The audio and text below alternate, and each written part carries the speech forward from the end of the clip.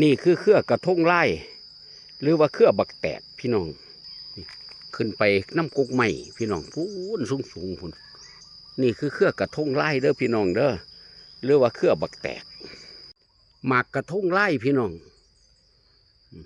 นี่คือหมากมันเด้อนี่เด้อพี่น้องเด้อนี่หมากกระทงไล่พี่น้องนี่หมากกระทงไล่เด้อนี่เด้อนี่นี่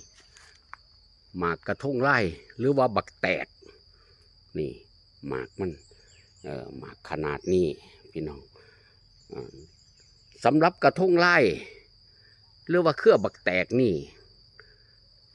เป็นสมุนไพรชั้นเยี่ยม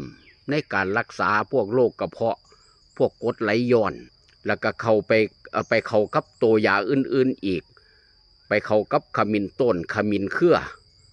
เพื่อรักษาพวกโรคภายในท้องขันพี่น้องผู้ใดที่เป็นโรคกระเพาะเป็นกรดไหลย้อนนะครับก็ต้องใส่ไม้ประเภทนี้นะครับกสิมีพวกกระทงไล่หรือว่าเครือบักแตกขมิ้นต้นขมิ้นเครือนี่เด้อพี่น้องเด้อรักษาพวกโรคกระเพาะกรดไหลย้อน